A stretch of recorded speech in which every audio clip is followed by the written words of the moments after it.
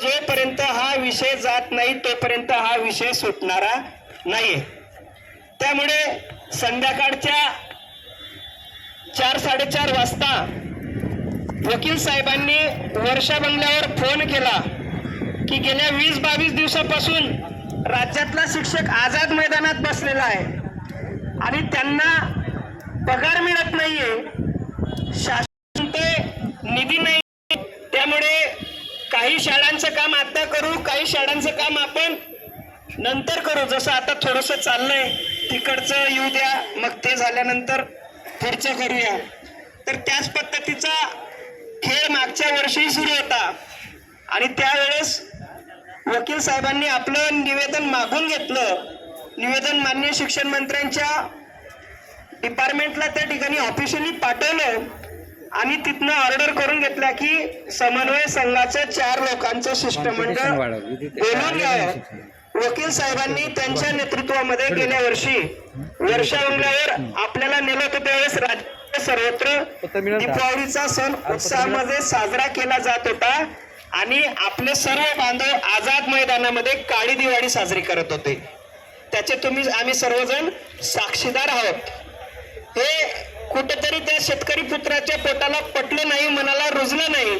त्यांनी शिक्षण मंत्र्यांकडे हट्ट धरला, साहेब राज्यातला जर शिक्षक उपाशी राहत असेल आणि आपण जर दिवाळी साजरी करत असेल तर राज्याला जाणारा संदेश चुकीचा जाईल, त्यामुळे आधी आपल्या शिक्षकांचा प्रश्न मिटवा आणि मग राज्यात आपण जे काय सर्वसामान्य जनतेसाठी निर्णय घेतात ते करा।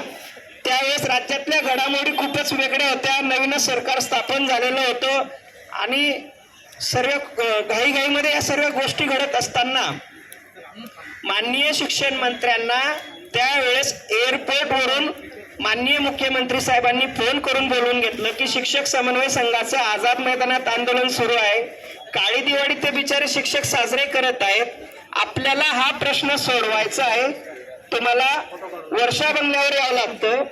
पुढच्या 15 मिनिटांमध्ये माननीय मुख्यमंत्र्यांच्या फोन नंतर माननीय दीपकजी केसरकर साहेब वर्षा बंगल्यावर आलेत आणि एअरपोर्टवरून येत असताना ज्यावेळेस शिक्षक काळी दिवाळी साजरी करताय, अर्थातच त्यांनी काही खाल्लेलं नसेल, पिल्लेलं नसेल, राज्याच्या संवेदनशील मुख्यमंत्री साहेबांनी शिष्टमंडळाला त्या ठिकाणी तुम्ही काही खाल्लंय का ते आधी विचारलं आणि आलेल्या शिक्षकांना दिवाळीचे गोडधोड त्या ठिकाणी मिष्टान्न खाऊ घातलं आणि सांगितलं की तुम्ही निवांत जेव्हा मी तुमच्याशी चर्चा करतो।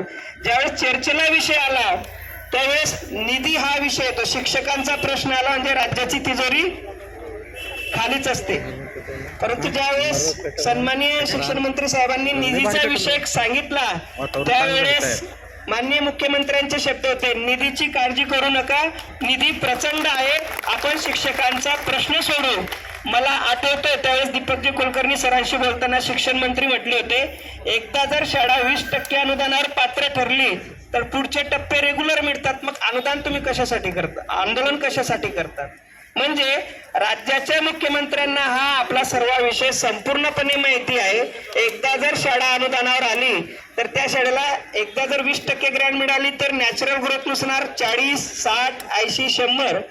तर आमचे वकील साहेब आपल्याला एवढंच स्पेसिफिक म्हणणं आहे की सारखं सारखं हे आझाद मैदानावर या शिक्षकांना यायची वेळ यायला नको, इथं राहण्याची व्यवस्था नाही आहे आणि ज्या शिक्षकांचा वेळ ज्ञानदानामध्ये खर्च झाला पाहिजे त्यांचा वेळ ज्ञानदानासाठीच खर्च झाला पाहिजे। आणि आता तुम्ही आमच्या सोबत असल्यामुळे आपण माननीय शिक्षण मंत्र्यांना विनंती करून 19 सप्टेंबर 2016चा शासन आदेश दुरुस्त करून एकदा शाळा अनुदानावर आली की पुढील टप्पे हे शिक्षकांना रेग्युलर मिळतील आणि पुन्हा आंदोलन करण्याची गरज पडू नये। साहेब तुमचा कानातला शब्द ऐकतात, त्याच्यामुळे तुम्ही नक्कीच आमच्या सर्व शिक्षक बांधवांचा विचार करावा आणि येणाऱ्या 1 जानेवारी पासनं नवीन वर्षात पुढील वाढीव टप्पा सर्व घटकांचा, त्याच्यात कोणीच नाही, ज्यांना काही नाही त्यांना 20 द्या, ज्यांचं 20 सुरू होतं त्यांचं 40 करा, ज्यांचं 40 सुरू होतं त्यांचं 60 करा आणि ज्यांचं 60 होतं त्यांचं 80 करा व ते सरसकटचं कायमचं रद्द करा। प्रचलित नॅचरल ग्रोथ ह्या ठिकाणी पुढे कंटिन्यू असली पाहिजे एवढी विनंती करतो आणि थांबतो. जय हिंद, जय महाराष्ट्र. धन्यवाद सर.